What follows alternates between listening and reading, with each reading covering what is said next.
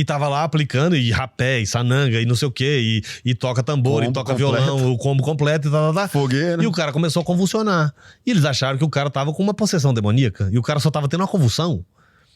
E aí eles, não, porque isso aqui é os espíritos expiram, sopraram um rapé no nariz do cara que tava convulsionando, ou seja, mataram o cara. Puta que... Aí, por exemplo, todos os casos de tragédia envolvendo a ayahuasca sempre tem 3 ingredientes básicos em qualquer tragédia: imperícia, imprudência ou negligência. Um desses 3. E na maioria dos casos, os 3 acontecendo ao mesmo tempo, você tem a tempestade perfeita. Vamos lá, um por um. Imperícia. O que seria a A imperícia? pessoa não sabe o que tá fazendo.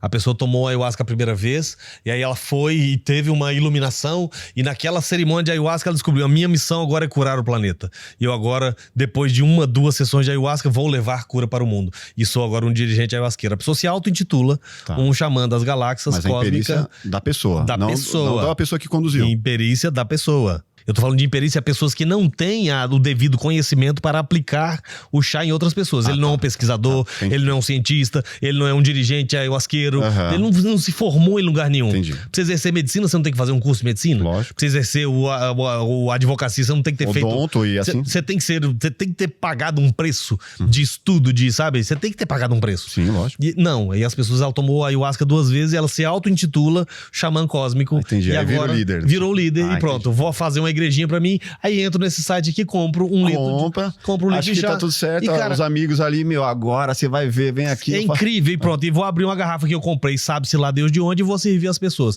Isso é um crime.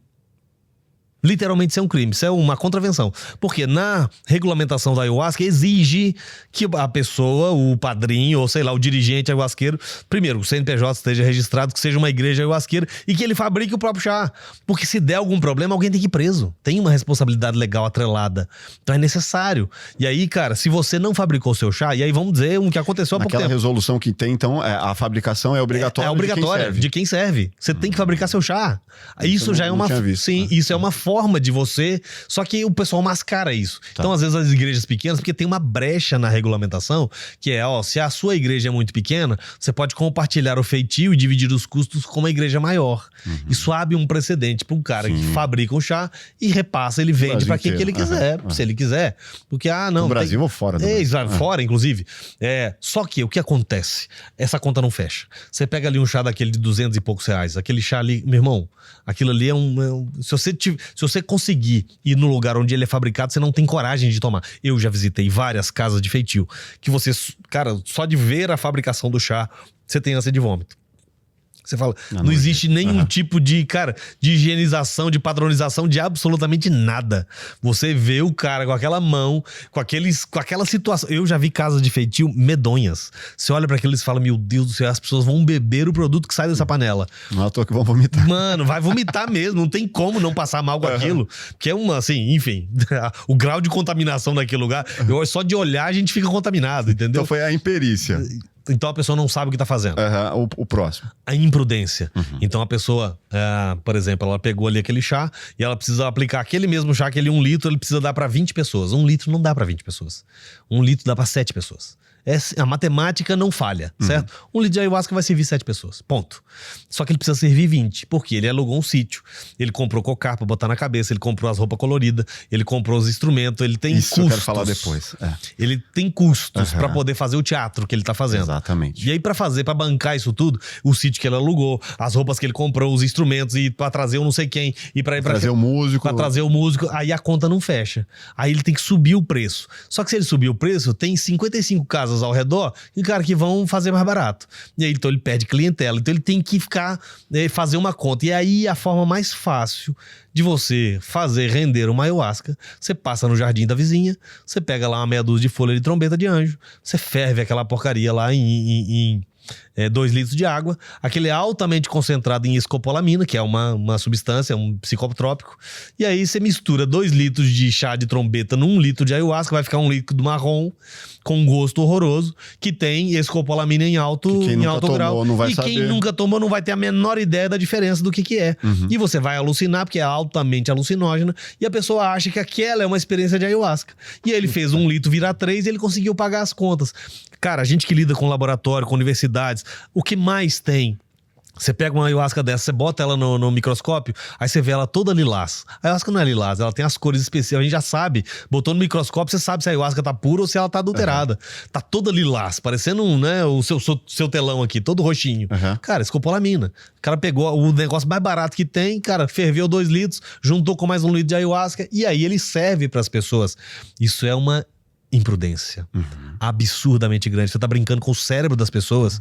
Isso é um crime. A pessoa dessa deve ser responsabilizada criminalmente. E isso é o que mais tá acontecendo hoje. Então, todas as tragédias envolvendo a ayahuasca que você tem hoje no Brasil e em vários lugares do mundo, elas sempre estão envolvendo ayahuascas adulteradas. Sim. E aí quando você vai em cima do dirigente, que eu já tive acesso a alguns desses processos, desses inquéritos, você vai em cima do dirigente, ele, não, mas é porque eu comprei no site do não sei quem e tarará, e cara, e aí fica aquela guerra, o cara do site ninguém sabe quem que é. É um CPF de um, sei lá, de um presidiário, de alguém que sei lá, sabe quem. Foi registrado num site qualquer, não tem quem ir atrás. Só sobrou pra ele. E ele, não, mas é porque eu comprei de outra pessoa. E aí fica naquela, a investigação não sabe se foi ele que adulterou ou se já comprou adulterado. Sim. Você não tem um controle. E aí você fez a pessoa assinar um termo de que você era responsável, né? Que na anamnésia é muitas vezes isso, pra eu livrar a minha cara. Exatamente, né? que é você. Pronto. Tipo assim, o cara colocou lá que ele não tinha nada, assinou embaixo, pô, problema de quem... Então, assim, quem se foi, né? Isso é um problema, né? Então, até na anamnese médica mesmo, por exemplo, eu recebi no consultório um jovem que queria, eu chamo de menino, né? 19 anos, é um menino. Que ele queria muito participar da experiência da ayahuasca, aquela coisa e tal, não sei o quê. E na anamnese ele mentiu. E ele mentiu de que forma?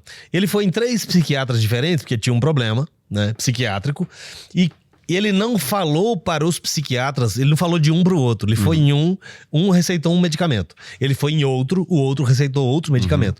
E foi num terceiro, o terceiro recomendou um outro medicamento. Se você pegar a bula dos 3 remédios, eles não podem ser usados juntos. Eles têm concomitância, eles têm interação medicamentosa uns com os outros. Ele estava tomando os 3. E na anamnese da ayahuasca, ele ainda mentiu, disse que não tomava nada. Isso acontece, irmão. Acontece. A pessoa, um menino de 19 anos que não tem, cara, fezes na cabeça. Exato. Não tem responsabilidade nenhuma. E a gente vai lidar com isso. Aí chega na sessão e eu tô percebendo as coisas e tal. Na conversa, que a gente sempre tem um bate-papo com a pessoa. O médico também faz isso, né? Quando o médico senta, me conta a sua história. Quando a pessoa, às vezes, ela se contradiz. Mas você precisa estar muito atento para detalhes. Cara, já percebi que tinha uma coisa errada. E tá bom, servi a ayahuasca porque ele assinou a anamnese dizendo que, cara, não tomava nada. Tá tudo certo. Na primeira dose, na interação que teve dos medicamentos que ele estava sob efeito deles com a ayahuasca, pelo sintoma do corpo, eu já sabia o que era. E já sabia quais eram as manobras necessárias para tirar ele daquele caso. E se o quadro evoluísse um pouco mais, ele precisaria de atendimento médico de urgência. Então eu fiquei ali na prontidão, de esperando, cara, se evoluir o quadro um pouquinho mais, ele é necessário uma intervenção médica. Então a gente estava a postos. Mas acabou que o quadro não evoluiu, a dose que ele tinha tomado era pequena, o tempo de vida não era tão longo, enfim. E a dose que eu servi era uma dose responsável. Cara, ali a gente conseguiu manejar aquela situação. E aí quando passou aquela situação, eu chamei ele, sentei e falei, irmão, você mentiu. Porque os seus sintomas físicos são sintomas de interação medicamentosa. Conta pro pai, o que você usa? E aí ele foi e contou dos 3 medicamentos. Aí eu já dei pra ele uma aula, ô imbecil. Esses 3 medicamentos, ele tem interação entre eles. Quem te recomendou isso? Não, porque eu fui no médico e ele falou um, aí o outro falou outro, aí o outro falou outro. Aí eu comprei os 3. Eu falei, cara, aí você tem vontade de bater numa pessoa dessa. Você socar a cabeça dele na parede. Eu nem sou uma pessoa violenta. Mas nessas horas, pelo amor de Deus, a pessoa tá tentando contra a própria vida. E aí, naquele momento, se não fosse a nossa perícia, né, e saber o que fazer, poderia ter virado uma tragédia. Poderia. Se você tivesse 50 pessoas na sessão, você não conseguiria dar essa atenção. Agora, um outro ponto que chega na negligência. Isso aconteceu aqui no Brasil também. Então, a pessoa que fez a mesma situação, né, mentiu na anamnese e foi lá e participou e teve uma interação medicamentosa. A casa era de um pessoal que tinha começado a fazer isso agora, tinha comprado o chá ali no site, tinha feito isso tudo e tava lá aplicando, e rapé, e sananga, e não sei o quê, e toca tambor, e toca violão, o combo completo e tal. Fogueira. E o cara começou a convulsionar. E eles acharam que o cara tava com uma possessão demoníaca, e o cara só tava tendo uma convulsão. E aí eles, não, porque isso aqui é os espíritos inspiram, sopraram um rapé no nariz do cara que tava convulsionando, ou seja, mataram o cara. Puta que... Aí o cara veio a óbito. E aí depois você vai descobrir que, cara, Negligência. Quando o cara começou a convulsionar, atendimento médico de urgência, ponto. Mas não vai ter uma ambulância no local. Mas você pode ligar pro SAMU. Sim, pode, mas... A casa foi... os caras foram presos por negligência. Uhum. Cara, o cara começou a convulsionar, você não chamou o atendimento médico? Como assim? Não levou, não chamou. Não botou num carro e não correu com ele pro hospital? Negligência. Então, imperícia, imprudência e negligência. E às vezes acontece as 3 coisas ao mesmo tempo. Uhum. Então a pessoa não tem ideia do que tá fazendo, não sabe como reagir em determinada situação e depois não procura um atendimento médico. Juntou as 3 coisas, tragédia. Então, assim, esse fenômeno que vem acontecendo, dessa xamanização absurda, sem nenhum tipo de parâmetro, sem nenhum tipo de conhecimento do que se está fazendo. E isso provoca um fenômeno que ele é alarmante, é preocupante para os dirigentes ayahuasqueiros, sabe? Quem já é antigo, a gente é antigo nessa jornada. Cara, para quem é da turma dos antigos, tá olhando isso com preocupação. Uhum. Cara, uma preocupação, porque, cara, é um sacramento religioso, a Constituição protege o uso cerimonial dessa bebida, mas as pessoas que não têm conhecimento e não têm informação estão produzindo um fenômeno que vai começar a potencializar tragédias.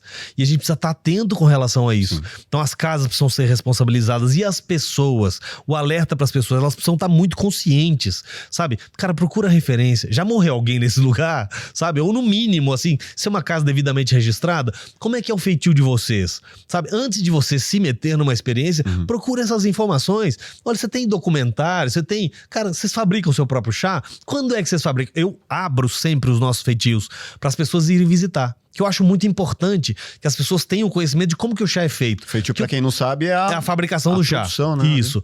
Quando você pega um chá ali da internet, você não tem a menor ideia como é que esse chá foi parar dentro dessa garrafa. Não tem ideia. Agora, se eu levo uma pessoa lá no meu feitio e falo, cara, aqui é a parte que a gente tira o cipó da natureza. Aqui a gente colheu a folha. Agora a gente lavou a folha. Agora a gente tá fazendo essa trituração. Agora a gente vai fazer esse tipo de extração. Agora a gente vai fazer isso. Então eu expliquei pra pessoa todos os processos, os passos de uma fabricação de chá e que se ela não quiser tomar o meu, ela pode fazer no fogão da casa dela.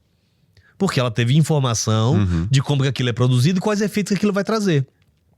Então a pessoa o que não é recomendado também ela fazer no fogão da casa dela. Não, mas isso dá pra pessoa a responsabilidade. Sim. A responsabilidade e a liberdade. Sim. Porque a Constituição, ela te permite, cara, se o seu local de culto é dentro da sua casa, quem é que vai impedir? Sabe, não, eu professo a minha fé dentro da minha casa. E como isso é um sacramento religioso, ele só foi legalizado no Brasil como um sacramento tradicional e religioso, as pessoas precisam ter essa responsabilidade. E aí, cara, você coloca na mão da pessoa a responsabilidade. Mas é que pega um pouco o religioso, é que assim, religioso, eles não colocaram, né, mas num contexto da floresta, com alguém que já conhece há anos, uma cultura milenar. Não, o cara trouxe para um centro urbano e... tô fazendo aqui no quintal da minha casa, pô, isso aqui Vou chamar meus amigos. E aí virou esse oba-oba. E aí você fala que não, mas é religioso, isso aqui é espiritual. Não, mas será que é espiritual? Então... Tipo, não é. Vamos, né? Vamos analisar isso com mais critério. Vamos olhar isso. Então, a recomendação para as pessoas, cara, não se meta. Primeiro, eu recomendo às pessoas, faça essa experiência. Tenha essa experiência, pelo menos uma vez na vida. Investiga, vale muito a pena. Agora, não vá se metendo, sabe, de cabeça. Não, porque fulano já foi lá. Cara, a gente não sabe. Tem um monte de gente num monte de lugar que é uma roubada. E isso tá ganhando proporção. Tem um monte de irresponsáveis, de picaretas, de pilantras que estão aí na internet ganhando, sabe, um público absurdamente grande com desinformação. Bom, se você gostou desse corte, com certeza vai gostar do episódio completo. Vá na descrição, pegue o link, se inscreva no nosso canal, deixe seu like e até o próximo Plugado Podcast. Grande abraço. Valeu.